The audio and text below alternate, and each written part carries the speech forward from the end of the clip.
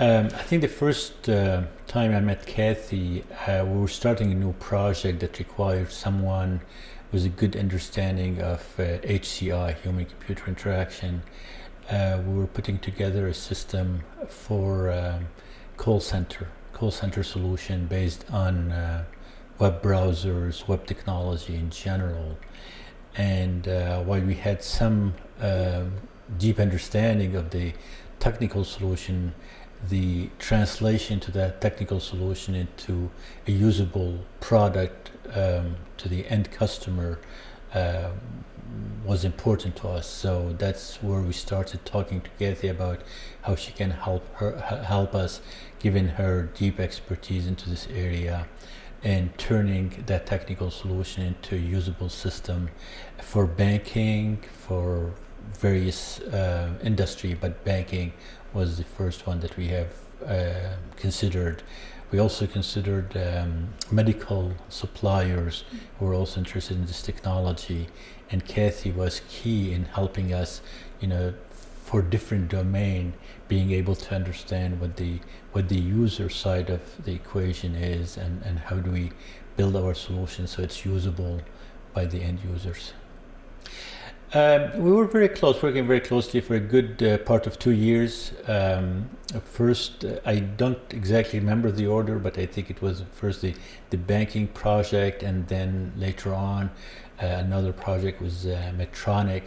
We were very close, published a couple of papers together, on a daily basis interacting. I was a technical lead on the solution. She was the lead from an HCI perspective. So pretty much we put it together, the two of us. We had a number of other colleagues coming in, joining the project, leaving the project, helping us out. Especially in the summer, we'll bring in summer student to help us with some aspect of the implementation. But overall, we were the two traveling, getting on the phone with the customers, running the testing and the usability testing with the end customers, and engaging with the users. Cathy clearly was the expert in this area within IBM research. If you had a question, if you needed to understand how certain technology can translate into how the people use it, Cathy was the person to go to. She has many years of expertise in this area, but also she had that gift, and being able to explain things in a way that people can understand them, can relate to. Scientifically speaking, she could keep up with a lot of topic within the research community. So she really was on top of her game throughout. I met her when probably she was already a top person in her field and a go-to person in her field. Very sharp, very acute, very aware of new things happening around us. Even so, she spent a lot of time on this project, but she was also always very abreast on what's going on in the HCI area and other schools, research colleges, or other research campus around the United States and around the world. Very involved also with publication, with conferences, developing new researchers. Every year she will take on 1 or 2 students, and she help them develop skills in area related to HCI, and I get to benefit personally learning from her on what is important in terms of making our technology better consumable by the end users. So I learned a lot from her in that regard. So I've been at T.J. Watson since 1987, December of 87. I don't really know how I got to know Cathy in some sense. I joined a group called the User Interface Institute, and that was where I thought at that point, all of the psychologists were in the second level unit. And, we were doing a lot of focus research that had to do very much with the kinds of questions that were important in human-computer interaction. Cathy was not in that group. She was an independent, so she was working in the way that a lot of people ended up working later, including myself, which was to become attached to a larger technology group, and to be a member of that group, contributing her particular expertise. I got to know her just because Cathy was always very involved in the research community, so that all of the conferences that were important to us, like human-computer interaction and computer-supported cooperative work, HCI or CHI, I should say, and CSCW, she was very involved in that. So, it was contributing to that, so she was part of the community.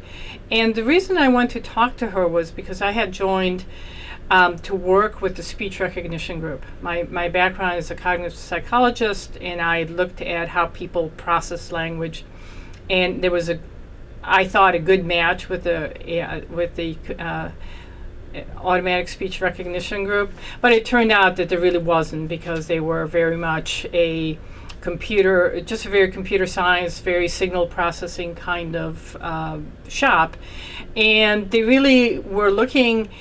It was higher management that thought that psychologists should be involved, because the group had been around for a long time.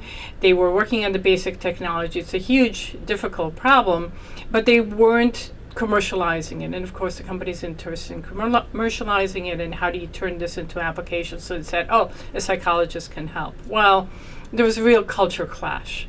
And they were, they sort of perceived the psychologist as somebody who was just criticizing their baby, essentially. And I had come in as a postdoc. I was only going to be here for 2 years, and I just didn't know how to deal with this. So I decided, well, okay, I'm going to spend my time jogging, because there was a group that I had gotten to know. They used to go out and run at noon, and I'm going to, I had a lot of freedom, so I'm just going to do whatever I want to do, and then I'll be gone. I'll be fine. I'll find something else. Somebody suggested I go talk to Cathy. And so I was complaining, and I was really, expecting. I just really wanted to complain, and instead, Cathy's response was, it just sort of threw her into problem-solving mode. It's like, well, you could try this. I don't remember the details anymore, because I probably wasn't really able to hear it, because that's not what I wanted to hear. But I just remember her going into problem-solving mode, saying, well, maybe you could approach it this way, or maybe you could, if you try this, they would be able to, hear what you have to say. So that was, that's how I got to know her. We continued running for a while. She was a much better runner than I was. Cathy was a real good athlete. She was a dancer. She's a classical dancer. She used to compete in road races. I developed bad knees soon after coming here, because I wasn't used to the hills. So I knew her partly from that, partly socially, because, the psychologists sort of hung around, and because we're part of this larger community. In our sort of our work, while we never worked together on a project, we were in this larger community. So I was working on speech recognition technology. She was working at that point on gesture recognition.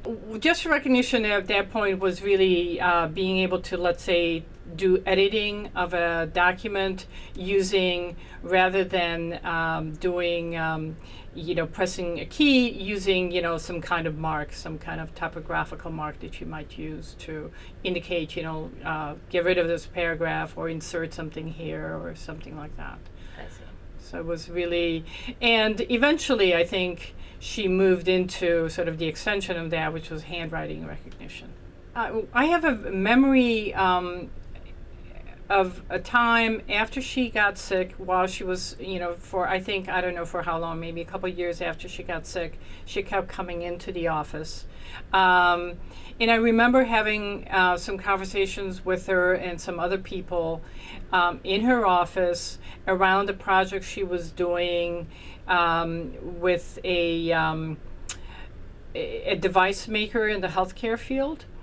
And I'm not sure exactly, I can't remember why, But I know we had some conversations with customers and so on. And I think it was because by that time we all belonged to the same DGM, it's a sort of a department head.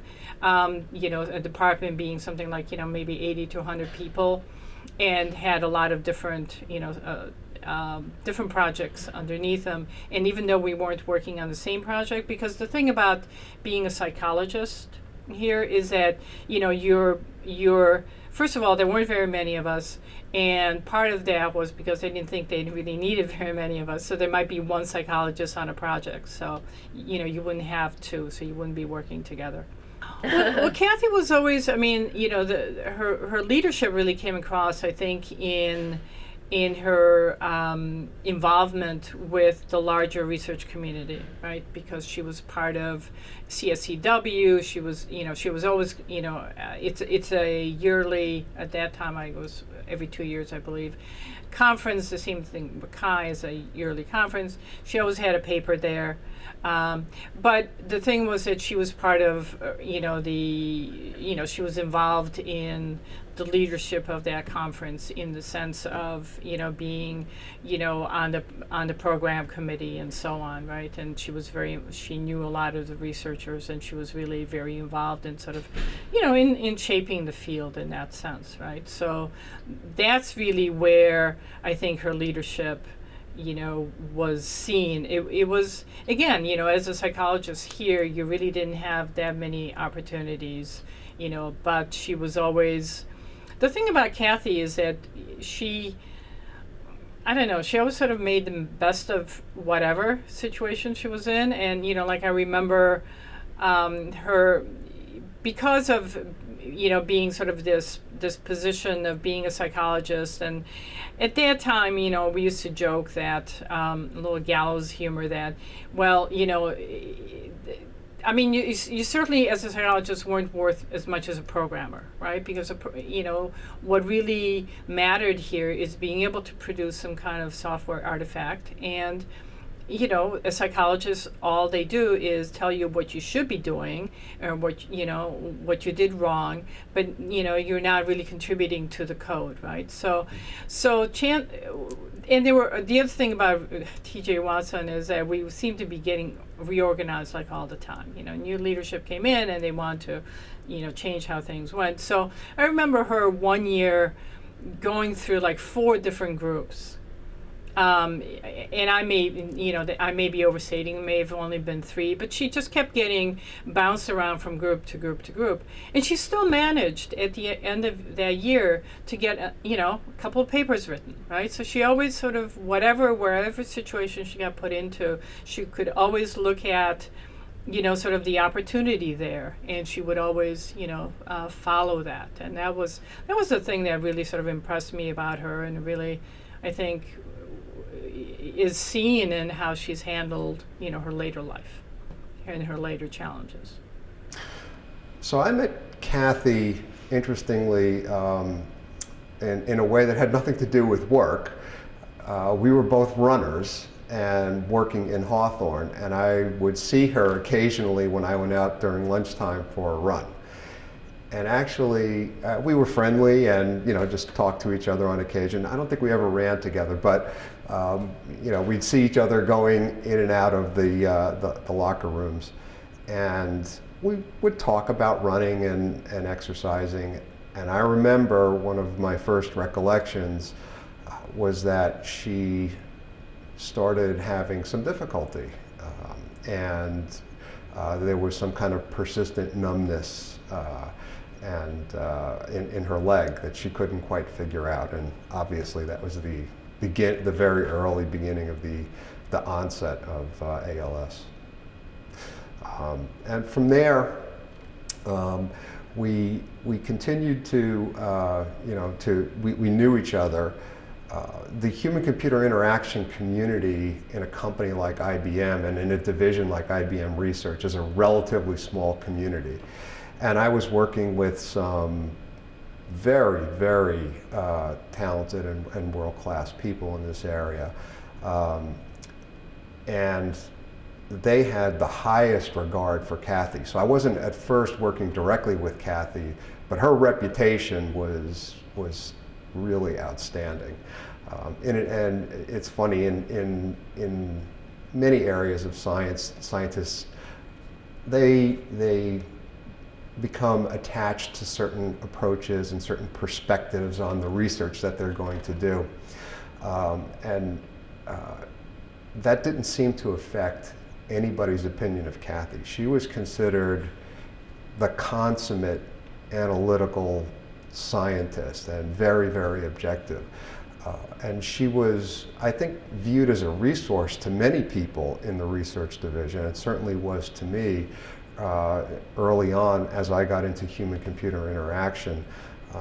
She just made herself available to consult and to guide because she had a lot of experience. So my first professional interaction with her was as I was doing some work with Jennifer Lai in the area of speech recognition. And we were thinking about writing our first paper for CHI, computer-human interaction. And I don't remember who, but it might have been multiple people suggested, go talk to Cathy. She can really, she'll really help you. And she absolutely did. And that was really my first published paper. So that was the beginning of an important part of my career, and I'm sure that she helped many people in that respect over the years. The one project that we worked on together was in the area of text summarization, which is an area that you see all the time. Whenever you do a Google search and the results come up, for example, that summarization of the content that's in that document. And how you summarize and present that is very important. It's critical for people being able to find documents that are being summarized. And when we did that project, it was really her insight into experimental design and a very, very deep and complete understanding of how to do the analysis of the results using various statistical techniques that made it clear that she was completely she was a complete master of her research craft. She was as good as they get. So that was, that was probably the deepest interaction that I had with her, and she was, at the top of her game, even though she was, physically not at the top of her game. Yeah, this was about automatically summarizing, and actually, that area of research continues to this day. So we've got some work going on in IBM Research to build systems that are capable of debating the best human debaters on the planet.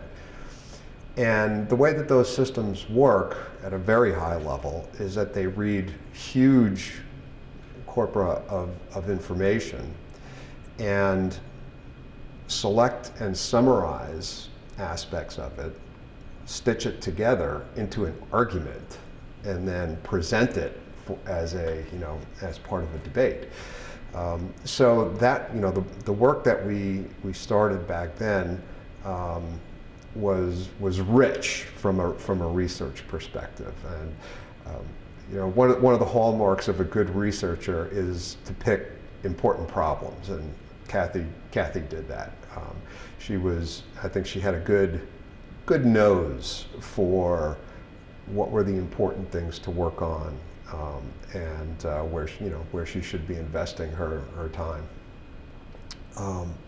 Back then, I can't speak to the specifics of the research that she did, but speech recognition which is when people speak to a computer, taking that audio and translating it into text, whether that text is a command to the computer or dictation, so that you can essentially write a report by simply speaking. She did a lot of the original studies that tried to understand what does it mean for a human being to interact with a computer in this way, because it was unplowed ground. And so I know that her reputation and background was in the speech recognition area. So she's always done quite a bit with speech and text analytics, natural language understanding, those kinds of technologies. What stood out about Cathy, and I can't point to specific evidence, but I think Cathy had an above average level of respect from her male colleagues in the research division. She was really perceived as, very deep technically, great analytic mind, just very scientific in her approach to the research that she conducted. And so in that sense, she was just being perceived at that level and having that level of respect, in my mind, put her in a position of leadership. She was a woman in a predominantly male-oriented organization and field.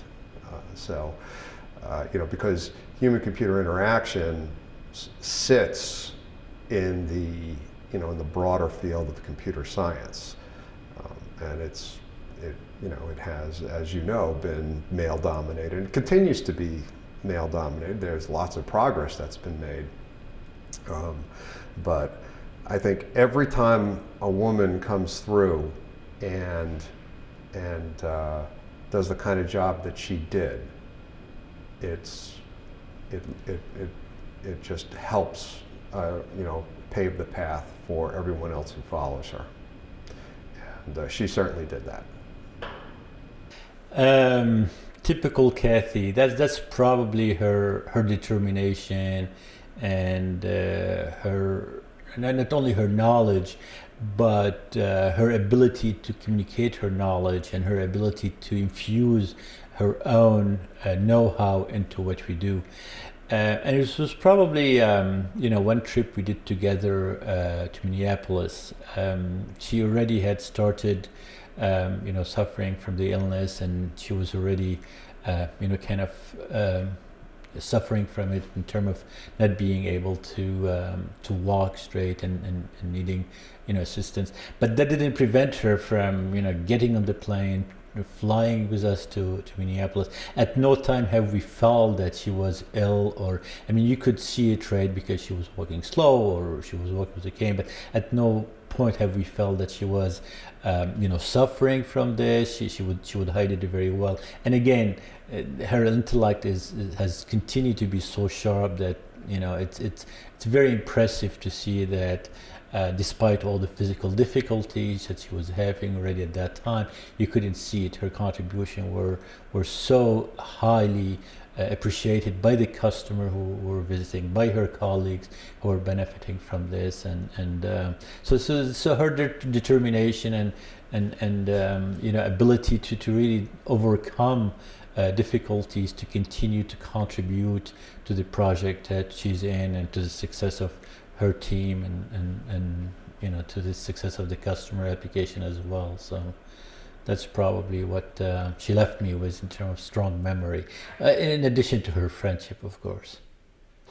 So yeah, that I think the first time I noticed it is when over a period of several days she was not walking straight. Basically, I think it started in her foot, and at that time she she would walk slow, or she would not walk straight. And and at that time, for a long period of time, she didn't know exactly what it was. So as the disease was progressing, this is where they came to realize over a period. If I remember correctly, it was probably 6 months to a year after the first symptoms started appearing until she found out exactly what was going on, or maybe sooner. But in any case, it was not something that we'll talk about a lot. She was very private about these things, and certainly nobody around her wanted her to notice that we're noticing this. So there was a lot of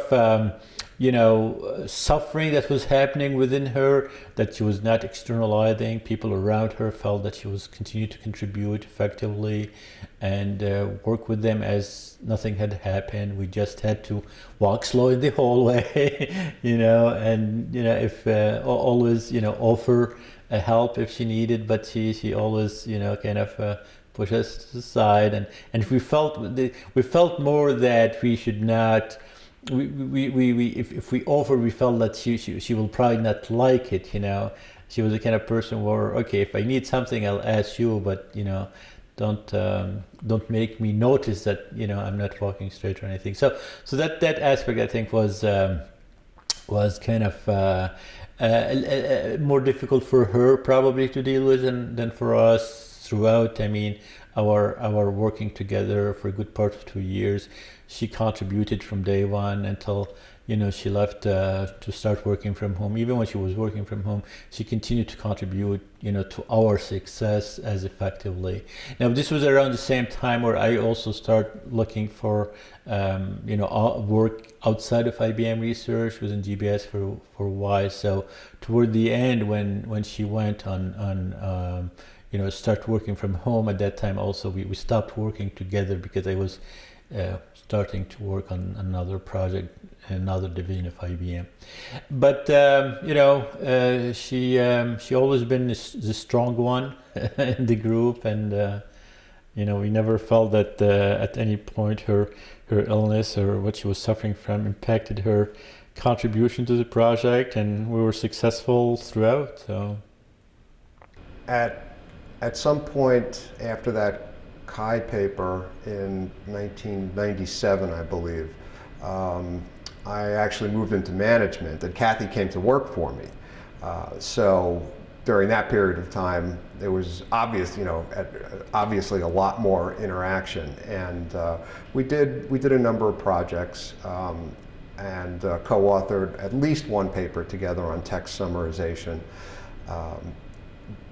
My, I guess, starkest memories of that were that she was starting to go through, the degradation due to ALS. And as her manager, I was acutely aware of what was happening, and,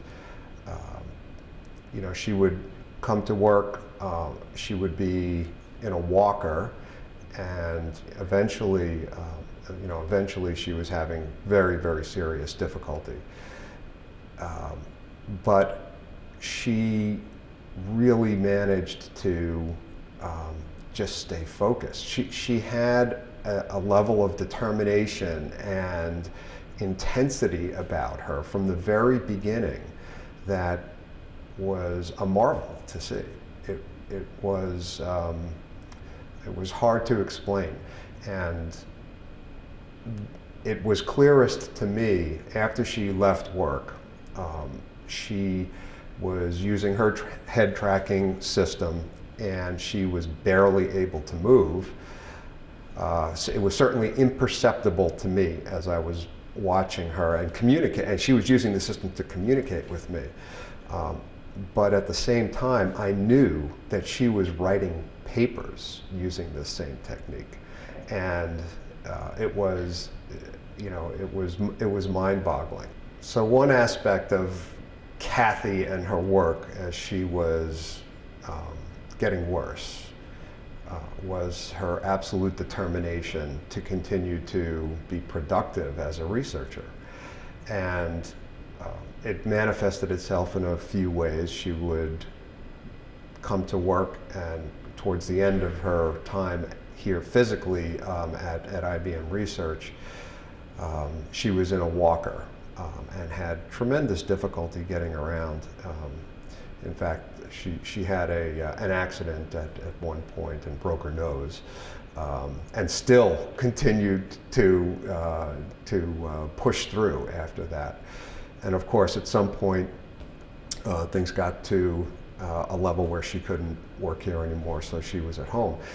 But she continued to use the head tracking system to communicate and to write papers. And I visited her at home at a point where she, from all objective evidence, wasn't able to move at all. I couldn't really understand how she was controlling the cursor on the screen or pressing the mouse, because the movements were almost imperceptible to me, but she was doing it and using it to communicate back and forth to me. And at the same time, I knew that she was using the same technique to continue to write papers. It was astounding. One thing I remember clearly was her eyes. And as she was talking to me, there was, the word that comes to mind is ferocity. Her eyes, she was working hard to control the cursor and to get one letter at a time out in order to have a conversation with me. And it was that same intensity and ferocity that carried her through all the work that she continued to do. So it was she's a staggering individual from the perspective of strength and perseverance. All I knew, because I wasn't working, directly with Cathy at that point, I just, had heard that, and I guess it may have been because of running, right? That she was having problems running, right? She was having a persistent pain in her, I think it was her right hip. She was having problems. She, in fact, stopped running, and, being Cathy, she ended up taking up swimming because she was going to stop exercising, right? And there was, it was a long period of her, trying to investigating, of trying to figure out what was happening, right? And nobody knew. I mean, even when after she, I found out it was ALS, I didn't know anything about ALS, right? At that point, but I think I remember, pretty vividly. Running into her in the cafeteria, and she was sitting down, and this was back in Hawthorne, and it was, we had these long tables in the cafeteria. She was sitting down at one of the tables. She was alone, and I happened to walk by, and I sat down, and she told me at that point she had found out that it was ALS. She had gotten the diagnosis, and in some ways it sort of came out of, I was going to say it came out of the blue, and maybe that's not fair. It's just, I guess I don't think anybody, or I certainly didn't realize how serious it was. I didn't know why she was having problems with her hip, and she was getting, sort of finding that she was getting, weaker and so on. And then, but when she told me that, I remember, for the first time, because I didn't really, I knew Cathy as a colleague at that point. We became friends later. But I knew her as a colleague, and, as I said, always this can-do kind of person. And for the first time, she had tears in her eyes. And it was like, it was really, and I think sort of at that point, I sort of realized that, okay, this is really serious. This is not something that's going to go away. This is not going to have a good end, And she was really, obviously, very upset. And, it was, that was, I think, how I found out about it.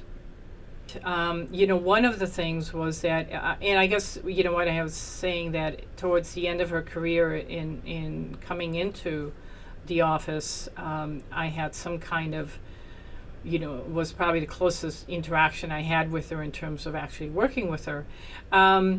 So at that time, she must have been working for this guy, Stephen Boyce, who was our DGM, who has since retired. He's actually in that picture over there. A really important person in my life as well.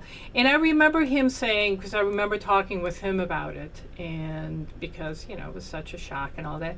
And his take was that, he will make it possible for her to do whatever she wants to do, however she wants to handle it. If she wants to leave and retire, she wants to go on disability, she wants to keep working, whatever it was that she wanted to do, he was going to make sure that she was able to do. And I was really, I really respected him for that, and I really, am very grateful for him. And that was really sort of, for me, sort of the best of IBM, in that he would have that kind of reaction. Right, so it was like whatever she wanted to do, and what she wanted to do was to keep coming in, and she was by this point.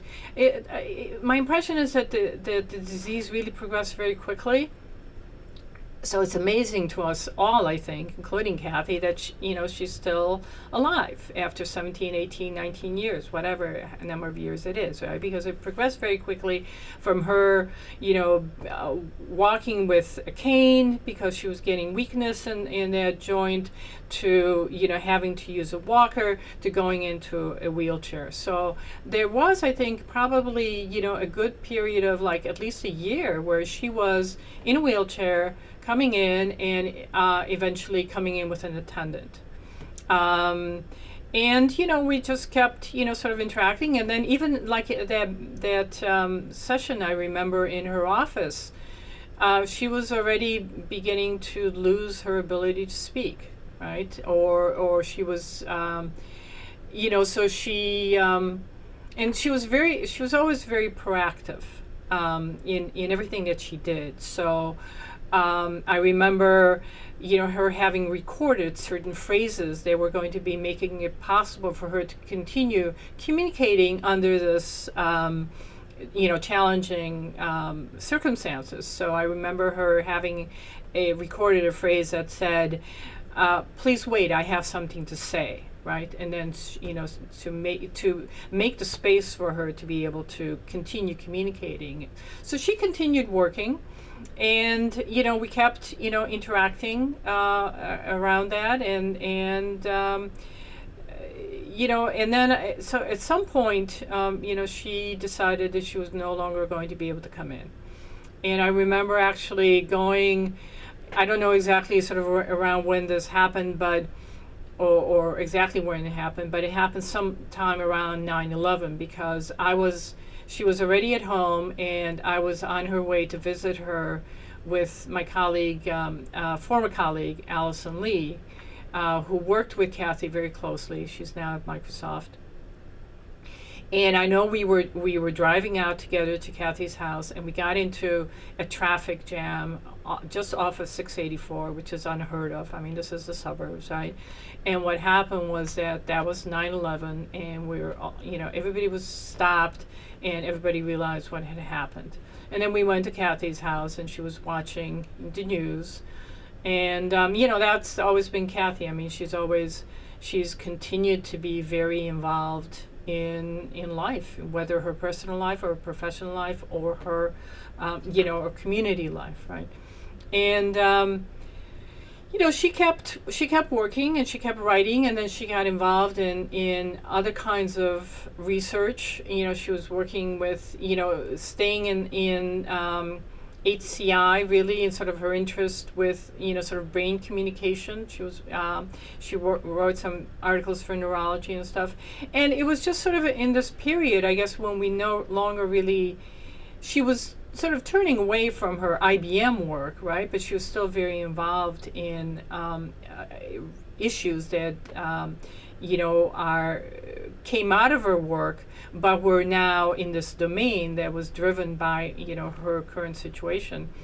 That we just sort of became friends, and I sort of started. I continued, since I was no longer able to see her here. I started visiting her at home, and that visit with Allison, I think, was probably the first one. And then I just sort of started visiting her at home on my own. Allison moved out to California, and we over time we became friends. We started, we continued talking about work. She was very interested with what was going on, and but it became more and more that we started talking about personal things, which we didn't do when we were colleagues. It was really mostly about work, right? So it was there was this transition over the years. Yeah, I don't do Facebooks, and I say I will eventually. But I don't. No, it's really face to face. I mean, and I feel bad because I mean we'll do email some, but mostly it's these visits. I try to go out there and see her in her house like maybe once a month, and we'll spend like a chunk of time, like 4 or 5 hours or 4 hours or something, right? And we just talk. I sit next to her, and it's been interesting because I've gone to visit Cathy with other friends, and some people prefer to sit across from her so they can see her. Whereas, and of course, if you're in that position, you can't see her screen, but she can turn. She has text to speech capability on her system.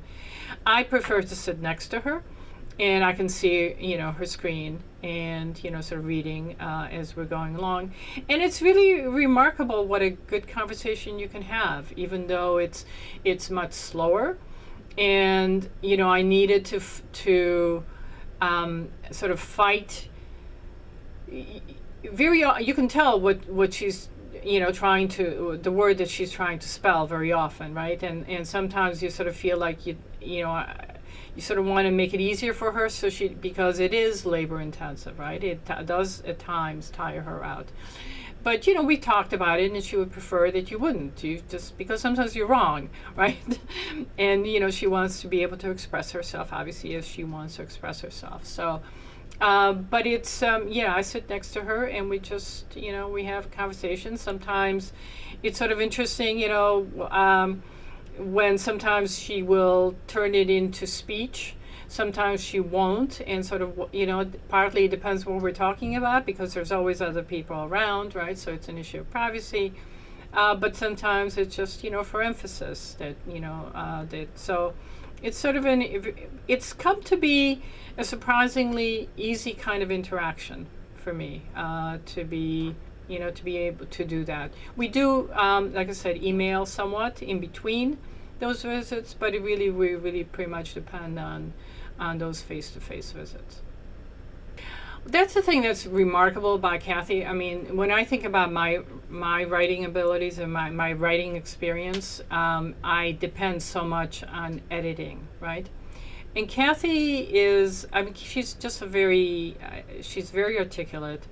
And, I have a feeling, even though I've never watched her do it, that she's much more able to get it out in a good way the first time. She doesn't, so I think that she's, so that's one thing that's really, helped her to continue being able to be productive under these very challenging circumstances. Because at one point, I sort of calculated like how many words what our sort of word rate was over, an hour. And it's low because, you're spelling things out. And even though she's very facile with it and it's a reasonable software program, it's still a slow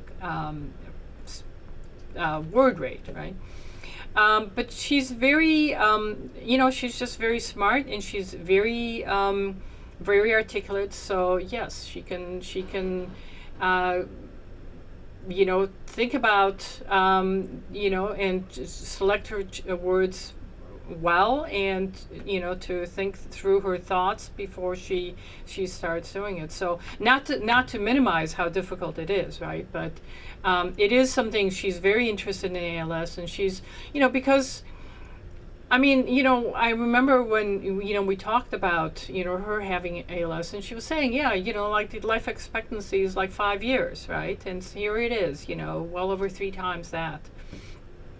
and she's able to continue communicating. So she is very interested in understanding about ALS and in contributing to the knowledge of the disease, and also to really, she has I think she has a number of friends through Facebook who do have ALS, and she's very active in trying to help people with to live with it, right? And I know the thing that she's most terrified about, because we've talked about this quite a lot, which is something that is called being shut out, essentially, where right now, as you say, she has control of her eyebrow, and that's how she controls the system.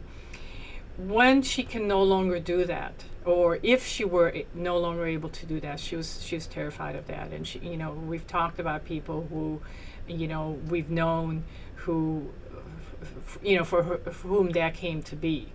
And but thank goodness, and with luck, that's not going to happen. And she can, she's just remarkable how much she can continue to be productive, but to just be involved. It isn't just necessarily about being productive, right? It's about being involved in her world and involved with her family. The fact that she's, she now has 5 grandchildren is like it's a very important thing to her. And that she's, got to see both her daughters get married and have their kids, and she's very close. I don't know if you've, seen her around the grandkids. She's very close to them, and has very special relationships with them, and being able to continue communicating with them, and the way that, the family has really made room for this situation in their lives, and it's, has a very rich life. She also writes poems. She's a poet as of late. I don't know if that started before, but I knew her as a poet only, on Facebook in, I want to say, early 2005, 2006 maybe. I'm not too active on Facebook these days, but some of her poem made their way to me, to my mailbox sometimes. She'll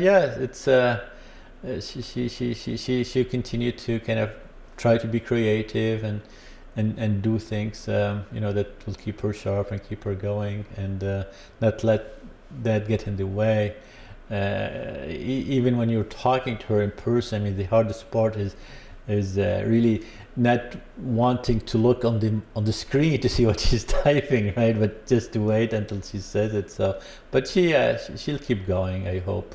That's the thing about Cathy, is that yes, she continued. I don't know if she had an interest in poetry. Maybe before she got sick, but I know she's been involved in this online class for years, right? She's had things published.